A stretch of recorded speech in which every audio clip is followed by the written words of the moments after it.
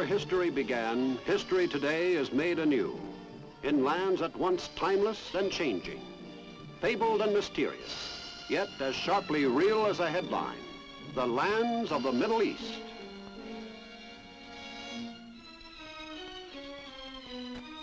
The maps of the Middle Ages used to show this region as the center of the world because of its inclusion of the Holy Land. Already then, it was a cultural area rich in history. Western civilization began in the valleys of the Nile, the Tigris, and Euphrates rivers.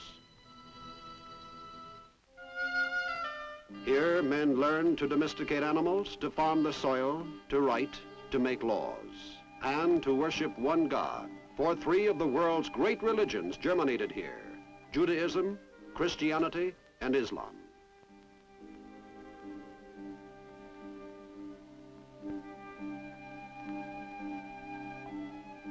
Through 5,000 years of conflict, kingdoms and empires rose and fell. And the monuments of their lost glory and faded power are left as the marks of an historical legacy to enrich the landscape. And now today, once again, there is a stirring here, and world attention focuses once more on this region of the globe. Our own nation takes a deep interest in the countries covered in this report, including Israel, Egypt, Syria, Jordan, Lebanon, Saudi Arabia, Kuwait, Iraq, Oman, and Aden. This has been abundantly clear ever since the American Doctrine of 1957 held out the assurance of U.S. military assistance when requested to any Middle Eastern country threatened by aggression from the forces of communism. Under its terms, United States forces in 1958 responded to an urgent appeal for help from Lebanon.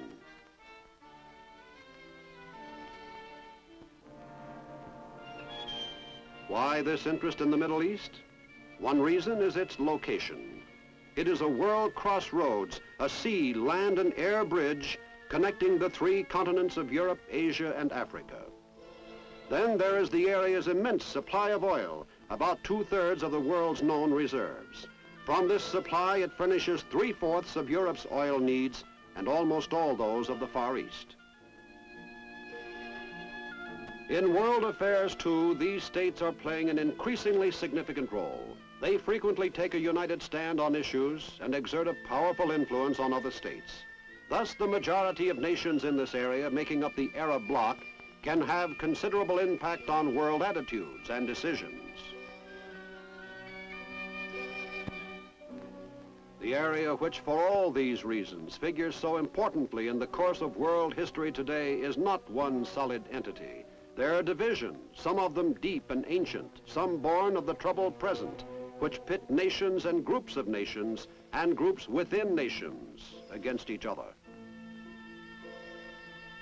Their governments range from republic to monarchy to sheikdom, from forward-looking to feudal, and no two are of the same form. And the people themselves differ quite as much as do their forms of government.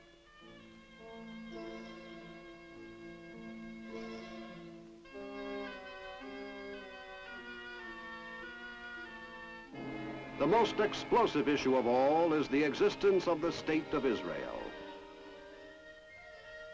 Israel was born amid turbulence and bloodshed. Following UN partition, it became a separate nation after the British, who had exercised a mandate since the end of World War I, withdrew from Palestine in 1948. It was immediately attacked by its neighboring Arab states, who resented the new nation and considered its creation to be illegal.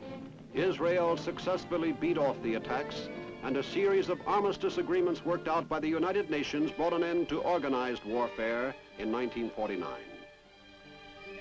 Since then, Israel has worked at fever pitch and with a tough and pioneering spirit to make a self-sufficient nation within its borders.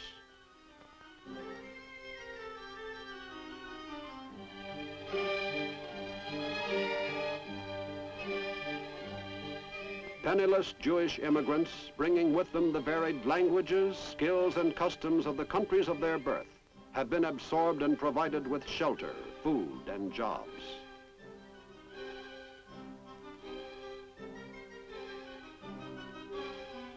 Barren and eroding land has been cultivated.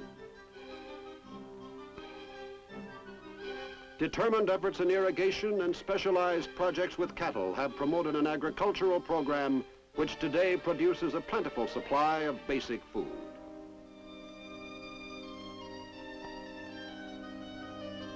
Even industry, despite serious limitations in raw materials, has grown rapidly.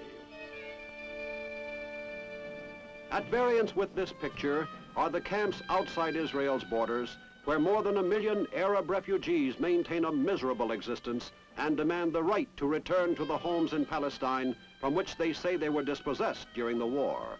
Israel says it would be impossible to readmit them. It has offered to discuss compensation. But the Arab states, supporting the refugees' demands, refuse to acknowledge Israel's right to Palestine and will not accept any conditions at all. The result is stalemate in terms of human wretchedness, and the plight of those people symbolizes not only the divisiveness which scars the Middle East, but also, strangely enough, its opposite. For the Arab nations surrounding Israel, although divided on many issues, are united in their opposition to Israel. Not only their opposition to Israel, but other factors too, provide a unity which binds together most of the Arab lands of the Middle East. For the Arabs of every country share a common culture which spills across the borders of nations and is apparent throughout the Arab world. From the architecture of its buildings to the customs of its daily life.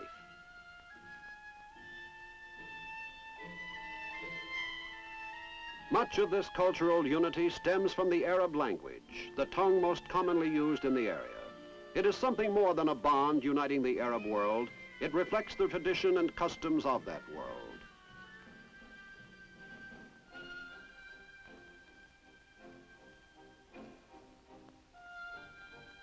An Arab speaking Arabic, wherever he may be, speaks on the basis of judgments and assumptions and values shared by all other Arabs.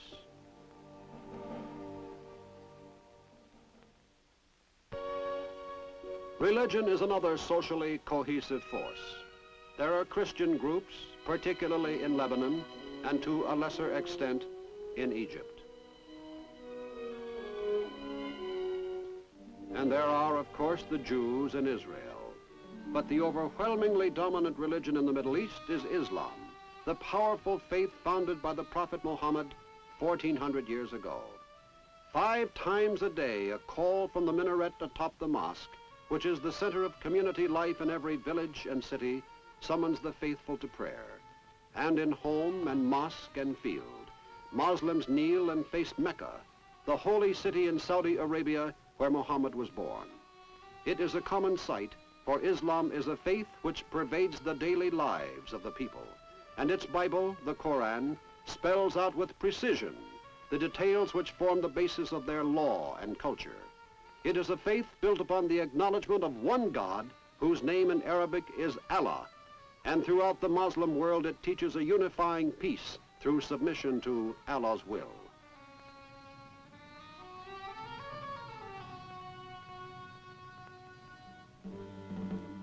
Even its physical appearance gives a unity to the Middle East. Most of the Middle East is a desert, an extension of that great dry world which extends from the Sahara Desert in the west to the Gobi Desert in Central Asia. The sun burns down unremittingly with a searing heat through most of the year. Water is scarce. Annual rainfall throughout the area is less than 10 inches. High winds bring frequent sandstorms so severe that they block vision. The land and climate dictate the most severe of the region's problems. The inhospitable desert is uninhabitable except for nomadic tribesmen who camp around the infrequent oases, wherever their camels and flocks of sheep and goats can graze.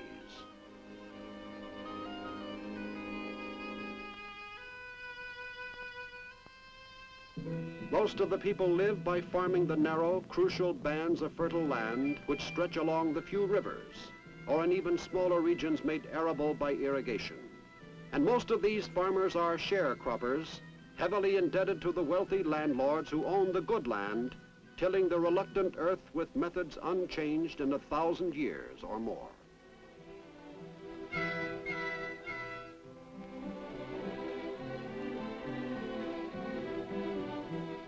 For them and for the thousands who flock to the cities in a hopeless effort to find something better, life is a primitive existence ridden with poverty and the companion conditions of illiteracy and disease. But if poverty is a common condition of the Arab world, so too is the yearning to change this condition, to break out of the prison of the past and reach for the promise of a better life. The urge toward change is not peculiar to the Middle East. The 20th century has heard its challenging cry around the globe, but nowhere more insistently than in this part of the world. The manifestations of change are everywhere. In the quiet modification of customs and social patterns centuries old, in savage street demonstrations which defy the old authorities and create new ones overnight. And most important of all, in the application of new methods to ancient problems. Some of the countries of the Middle East have seized upon industrialization as the answer to all their troubles and the fastest path to the promised land of tomorrow.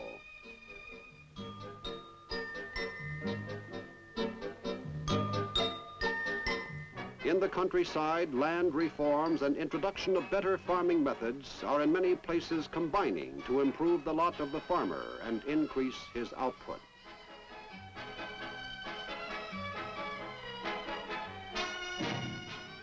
The most ambitious and hopefully regarded projects are those which endeavor to make more land productive through irrigation and develop water power for industry.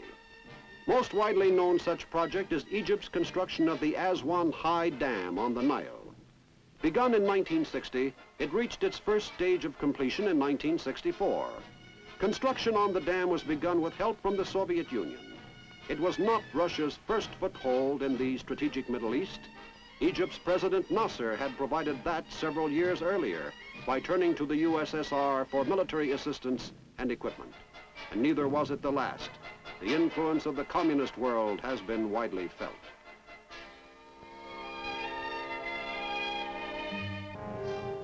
In an application of propaganda technique, which the communists have used in every part of the world, they have worked here to exploit the people's natural grievances to their own advantage, and to stir up antagonism toward the West by playing on the people's fears and resentments of former colonialism. However dead colonialism may be in actuality, the fears and resentments of it are real and are still alive in the national memories of those who have experienced it. And in much of the Middle East, the tradition of outside control stretches back to the days of Greece and Rome. This resentment was fanned to new life in 1956 after Egypt's Nasser nationalized the Suez Canal, the vital artery through which commercial traffic has flowed for a century. Great Britain and France, whose interests had jointly controlled the canal, were fearful of a disruption in the delivery of their oil supplies. They sent in troops, ostensibly to bring an end to warfare between Egypt and Israel, which had come with Israel's earlier invasion of the Sinai Peninsula. But they quickly moved to create a buffer zone around the canal.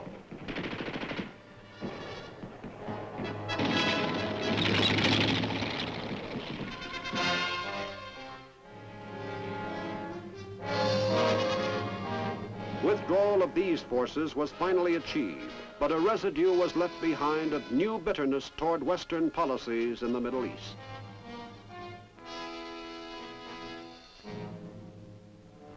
The stand most of the major Middle Eastern countries take in the Cold War is one of detachment. Sometimes it seems to us more like opportunistic politics, but the leaders insist that their policy is neutrality. If the voice of the Middle East sounds with more vigor and insistence in the world today than it ever has before, it is in great part because of the spirit of nationalism which has swept through the Middle East, as through most of the underdeveloped regions of the world since World War II. Governments and empire outposts have toppled in the wake of that raging spirit. Nations have been born, and new and powerful leaders have risen to eminence. A distinctive feature of the nationalism of the Middle East is that it spills across the borders of individual nations and embraces the dream of a pan-Arab world in the Middle East. But it is a dream which up to now has been made of stuff too fragile to translate into political reality in the face of national rivalries.